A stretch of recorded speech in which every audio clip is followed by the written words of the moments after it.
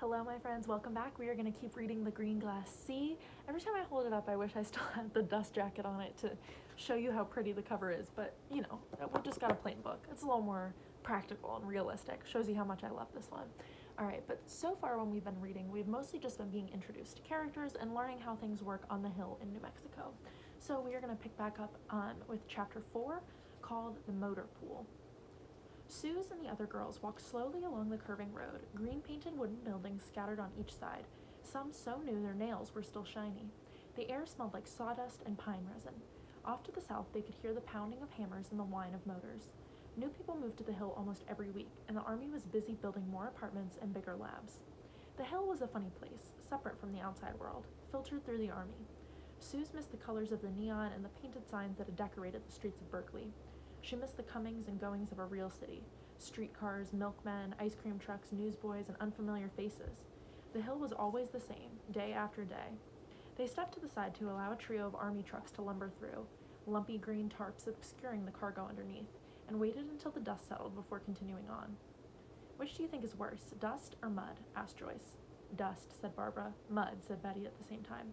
"It never comes all the way off your shoes, and my mother yelled all winter about her kitchen floor." "Yeah, but dust goes everywhere," said Suze. "In your eyes, up your nose." She sneezed very dramatically and was pleased that the other girls laughed. Just before they got to the post office, there was a loud boom. They all stopped for a minute and looked off to the south toward S site to see if there would be smoke this time. Some explosions were bigger than others. A few made booms loud enough to rattle the glass in the building's windows, but this one was just ordinary. "That wasn't much," said Joyce. "Let's go." But Betty stood still, her mouth open. "Look," she said, pointing. Suze followed Betty's finger. Two boys were walking their bikes on either side of a small figure with a red wagon. They had just come around the corner of the post office and were heading their way. "Oh, great," said Joyce, groaning. "It's Screwy Dewey and her little red wagon." Dewey Kerrigan was the weirdest girl Suze had ever met. It wasn't just that she was smart and wore glasses. Lots of kids on the hill, Suze included, had been the smartest kids in their old schools. But Dewey didn't play with the other kids. She spent every recess at one of the picnic tables next to the playground, fiddling with her stupid radio, or some broken garbage with wires and springs, taking notes about it, like it was homework. "But why is she with Charlie?" asked Betty, frowning. She said Charlie's name in what Suze thought of as her girly girl voice. She'd had a crush on Jack's brother all summer. Suze rolled her eyes. "She's not with them," Joyce said. "They're just walking on the same road. Why would they be hanging around with that four-eyed gimp?" Barbara nodded. "If I had to wear that ugly shoe, I would never leave my house." Suze didn't know what was wrong with Dewey's leg. She always wore one normal shoe and one brown shoe that laced up the side and had a thick rubber sole, which meant she couldn't run for beans. That was probably why she never played Red Rover or anything. She wouldn't be any good at all. The boys stopped about 10 feet away, and it looked like maybe they were with Dewey, because she stopped too. She stood a few feet back, partially hidden by their bikes. "Hi, Charlie," said Betty. She was trying to sound like a movie star, all smooth and breathy, but Suze thought she just sounded dopey. "Hey, kids," said Charlie. Betty frowned. "Where are you going?" Joyce asked. "None of your beeswax," said Jack. "We're going to the Tech PX for Cokes. You want to come?" Betty said as if it had been her idea all along. "Nah," Charlie shook his head. "We got plans." "No girls allowed," said Jack. "And Screwy Dewey doesn't need to go to the PX," Joyce said. "Not as long as the dump's open." She walked over and poked the alarm clock with one finger. "Why buy anything when you can pick through other people's trash?" Dewey looked right at Joyce, but said nothing. "Hey, leave the kid alone," said Charlie. He took a step forward, but the load of boards on his bike began to wobble and slide. He steadied it, then rattled some coins in his pocket. "Come on, Dewey, let's go to the trading post. I babysat for Teller's kid the other night, so I'm flush. I'll blow you to a Coke." He gestured to the building up ahead on the right. Betty looked at Charlie wide-eyed. "You're buying her a Coke?" "She's a good egg," he said. He glared at Betty for a moment, then gave his bike a shove and started walking. Jack followed, and after a minute, so did Dewey. "Rotten eggs, more like it," said Suze loudly, so the other girls would know she was on their side. She waited for a reaction, and when none came, she said, "Come on, the heck with them. Let's get those Cokes." She gave Joyce's arm a buddy punch, not very hard at all. "Ow," Joyce frowned, rubbing her arm. She watched the rolling trio disappear around the corner of a building. "Yeah, okay." To get to the Tech PX, they had to take the road between the post office and the commissary, then turn down another road that ran along the side of the tech area with its high barbed wire fence. The T had its own gate and was off limits for anyone without a white badge. Both Suze's parents worked inside. "Hey, how about that shortcut?" she said, as if she'd just remembered it. "The boys told me about it the other day. They said it's much faster." She looked at Betty to see if she was impressed. What kind of shortcut? You can't get through anywhere. It's all fences, said Betty. The boys do, said Suze. Come on. She stepped off the road and onto the hard-packed dirt beside it. The only real difference between the two surfaces was that the dirt of the road was raked and had tire marks, and the ground was webbed with cracks where the flat plain of mud had dried. The other girls looked at Betty, who shrugged. I guess so. Suze led them down a narrow strip between the white clapboard post office and the long two-story Gamma building, which was painted green and had barbed wire fence around it. That's my dad's new office, said Joyce. He calls it the Gadget Building, because that's what they're making. He says they had to give it a Greek letter, Gamma, because the tech area already had a G building. She sounded very important. I knew that, said Suze. Everyone's father was working on some part of the gadget, whatever it was. Some kind of big gun, she figured. Building it was going to end the war, which was why they were all here. She hadn't known about the Greek part, though. She didn't even know Greek had a different alphabet. Daddy probably did. She would ask him at dinner. She walked along the edge of the fence, trailing her fingers through the lattice of thin wires, feeling the inaudible thrum like a cheap toy guitar. She picked up some pebbles and tossed them into the pond, visible again on their right, watching the ripples radiate out from each impact, the edge of the circles sparkling in the sunlight. A few minutes later, Betty stopped walking. Now what? She asked in a smug voice that sounded like she had also said, I told you so. They all stopped. The Gamma building and its fence were on their left, and directly ahead of them was a 6-foot chain-link fence that surrounded the motor pool. It stretched off to the right for more than 100 feet, then turned a corner. A narrow strip of dirt separated the fence from the end of the pond. This isn't a shortcut, said Joyce. Walking around the motor pool is even longer than taking the road. She glared at Suze. Suze faltered, then forced a big grin. But we're not going around. She unlooped her shoes from around her neck and sat down in the dirt to put them on. We're going through. The other 3 girls stared at her. Holy Joe, we can't go through there, said Barbara. We're not allowed. It's off limits. It's not really restricted, said Suze. There's no gadget stuff. It's just trucks. She put on her other sneaker. But there are still guards, said Joyce. MPs. With guns, she added, as if Suze had never seen one. They're not going to shoot us. We're kids. They only shoot Nazi spies, Suze said, trying to sound confident. At least that was what Tom had told her. Come on. Suze jumped up onto the chain-link fence, fitting the rubber tips of her sneakers into the 2 diamond openings about a foot apart. She looked down at the other girls. I'm walking around, said Barbara. Suze wasn't surprised. Barbara was a year younger, and her father was Navy. Me too, said Betty. This is stupid. She looked at Joyce. Some shortcut, Joyce said. She looked at Suze and shook her head. Show off, she muttered. She linked her arm through Betty's, and they walked away. Suze felt her face grow hot.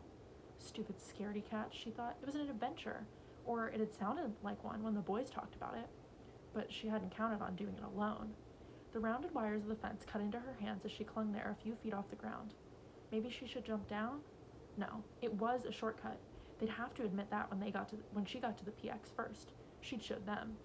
Suze climbed the fence. The top wasn't a rounded bar like the fence at her school in Berkeley. She'd climbed that all the time. This one ended with sharp, stubby X's of cut wire. She stood for a second with her right sneaker high up on the fence, secure in a foothold, then threw her left leg over. She felt the edge of her shorts catch, but no skin, and freed herself with a small, ripping sound. Her left foot found a grip, and she was over. She climbed down quickly and jumped to the ground between 2 army green buses. Suze felt like a commando, a member of the resistance, sneaking through enemy lines. She edged her way along to the front fender of the bus on her left and peered out. No one in sight. She sprinted across an opening, edged along another bus, then moved to her right, under cover of the bulk of a weapons carrier. She leaned up against its side, her heart racing. She could feel the heat of the metal through her shirt. She took a deep breath and tiptoed up to the front of the vehicle, then pulled back abruptly. An MP with a rifle was walking up the row, only 3 trucks away. Suze scurried under her truck and lay face down in the dirt until she saw his black-booted feet pass by. She counted to 20, then crawled out. The front of her, shirt, shorts, arms, legs, was a solid reddish brown, probably her face too. She started to brush the dust off, but that made noise. Besides, she was just going to get dirtier. She looked behind her. It seemed like a long way, almost as far as going forward. And if she went back now, the other girls would really razz her. She peered around the front of the weapons carrier again. The MP was at the end of the row now, facing away from her, watching the other girls as they turned the corner of the fence. Suze ran across the open lane and crouched beside a Jeep. Sweat dripped off her forehead, and her hair was in her eyes. She jammed it behind her ears, looked around, and said a bad word, not quite out loud. The motor pool was bigger than she had thought.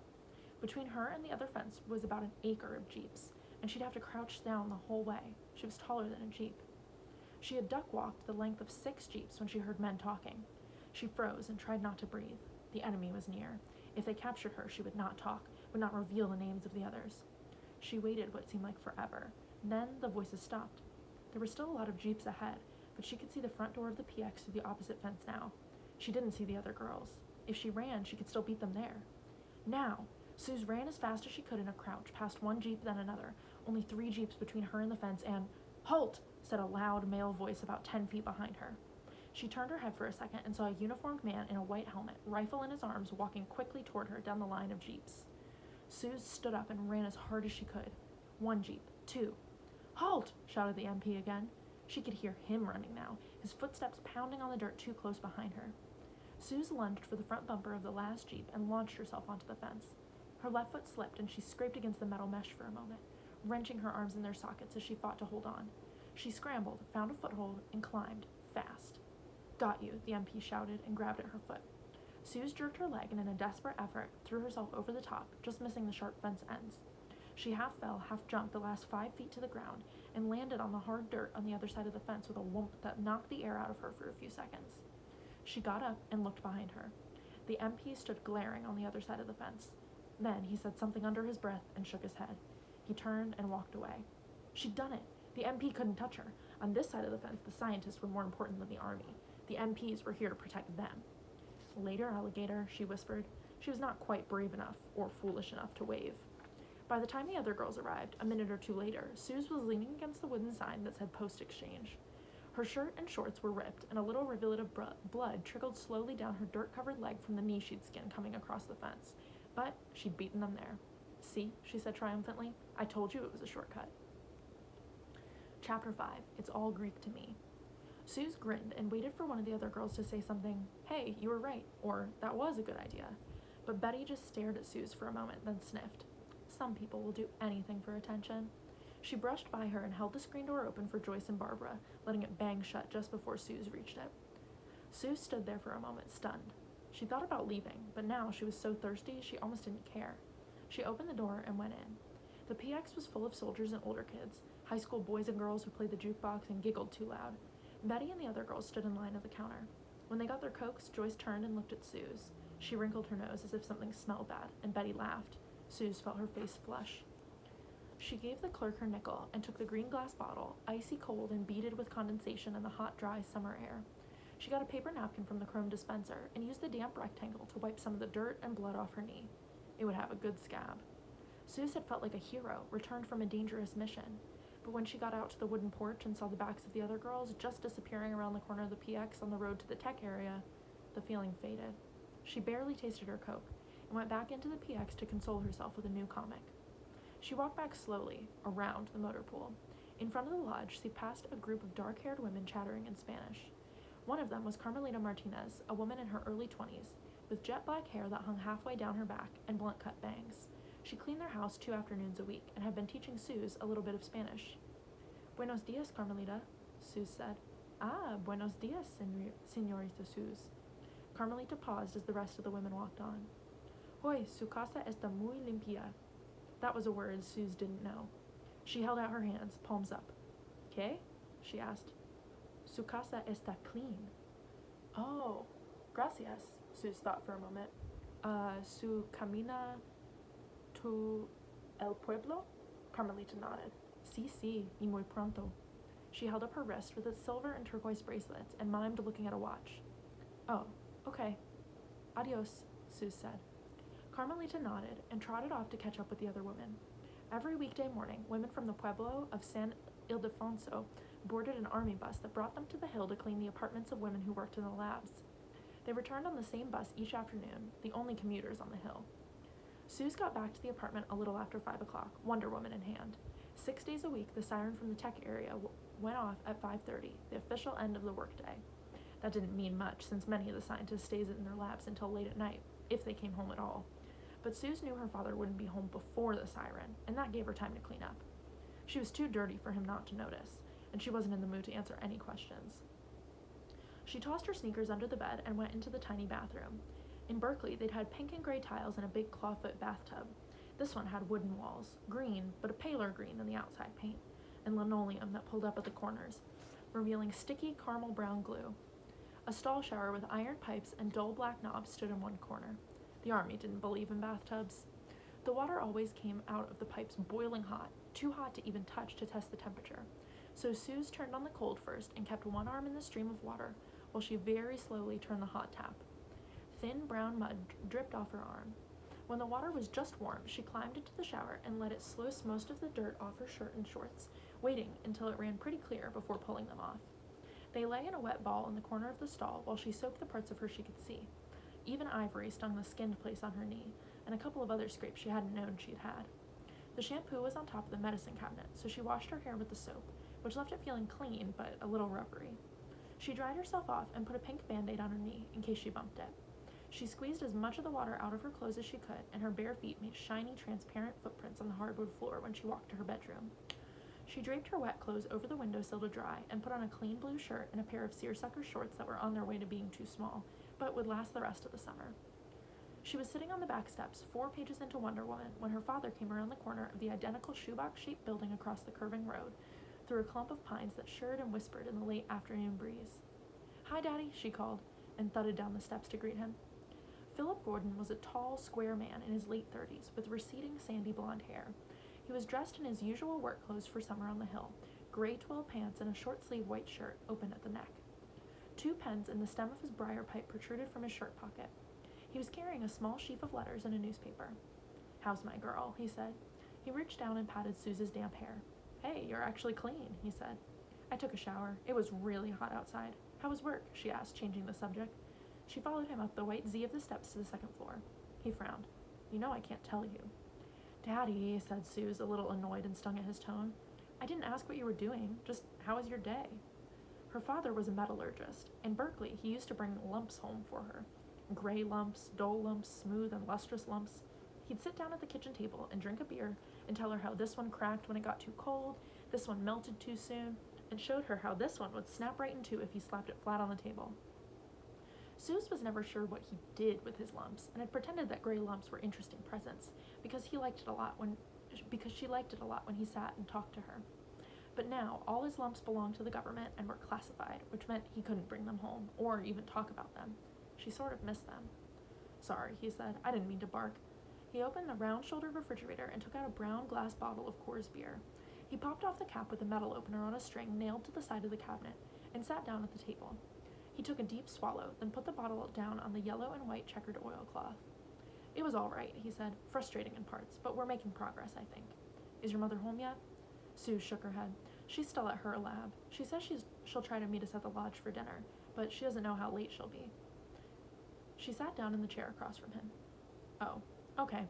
This was not unusual. He took another sip of beer and looked at the clock. "Then we should head over in a few minutes. It's steak night, and the lodge will be crowded. You don't want to be late." "How come we get steak every week?" she asked. "At home, the butcher sometimes didn't even have hamburger, and we had to have the coupons." "We're top priority here. The government wants to keep all of us happy, so we'll work hard and win the war." He took another long drink of beer. "Go get your shoes on." Suze went to her room to find her sneakers, wondering about the war. The war was the reason everyone was on the hill, but somehow it seemed less real here, like a story she'd seen in a movie. There were soldiers everywhere, but they weren't fighting or going off to die. No one's father was gone. Nobody had a big blue star hanging in their window. She tied her shoelace and frowned. If the government really wanted them to be happy, why did they raid her mail? Why did they have barbed wire fences and guards, sirens and passes? Her mother said the front gate was just like the toll booth on the Golden Gate Bridge, but Suze had never seen a toll booth man carry a rifle. War stuff just didn't make any sense. Suze and her father walked to the lodge in companionable silence. He'd lit his pipe, and the smoke blew over her head, smelling like Swedish sour burning leaves. The daddy smell. She could tell by looking at him that he was thinking about a work problem. He moved his fingers just a little when he was calculating. The sun was beginning to drop behind the mountains to the west, and Suze watched her shadow, long and thin, flow over the ruts and bumps in the road. She loved this time of day because of the shadows and the light. The light was almost magical, like the Maxfield Parrish pictures in her fairy tale book. It was her favorite artist. They were passing through the darker shadow of the water tower when her father suddenly snapped his fingers. "Hold up a sec," he said. He pulled a pen out of his shirt pocket and wrote a few numbers and symbols on the back of his wrist next to his watch band. Suze had no idea what they meant. "That's Greek, isn't it?" she said, guessing. He looked startled. "Yes, as a matter of fact." He pointed to a little blue triangle. That's the letter delta. It means change. How did you know? Oh, some kids and I were talking about Greek this afternoon, Suze said casually, because of the gamma building. Gamma's kind of like a G, but in Greek, right? What does it look like? Do all the letters mean something else? Will you teach me? Her father chuckled. Slow down, one question at a time. They started walking again. Okay, he said after a moment. First lesson. Greek letters mean one thing if you're actually talking Greek, and something else if you're talking math. Math isn't a language, said Suze. Actually, it is. It's the language we use to describe patterns. He stopped and lit his pipe again, which was what he always did when he wanted a little bit of time to think. He exhaled a cloud of bluish smoke. Take a circle, for example. There's a pattern to circles. They're round, Suze agreed. She liked to use a compass to draw circles because they came out perfect every time. More than that, there's a pattern to the relation of their diameters, how big they are across the center, to their circumferences, how big they are around. He looked down at her. With me? So far, Suze scrunched up her eyes and imagined drawing a circle. Okay, if you divide the circumference of a circle by its diameter, the answer is always 3.14159, with a lot more numbers after the 9. He waved his hand off in the air, dismissing the other numbers. It's the same number for any circle, no matter how big or how little, 3.14159. So instead of writing that out every time, scientists just use the Greek letter pi, like this. He uncapped his pen and drew what looked like a little blue gate on Suze's wrist. Pi. Elegant, isn't it? I guess so. The circle in Suze's mind had changed into a round apple pie. She could tell by her father's voice that he thought this pi thing was really interesting and exciting. A Greek letter that was also a long number that was really a circle. Maybe it was like a secret science code, but she liked that he was sharing it with her, just the two of them. She slipped her hand into his, and after half a second of hesitation, or surprise, she felt his larger hand close around hers. They walked the rest of the way to the lodge without saying anything more out loud. Alright, so that is where we're going to stop for today. So we're getting to know Suze a little bit better. At the beginning of the book we learned more about Dewey, and now we're learning a little bit more about Suze. And they've interacted a teeny tiny bit, but we'll see what happens when they really start to interact with each other. So stay tuned for tomorrow's video, and we will pick back up with chapter 6. Alright, bye guys.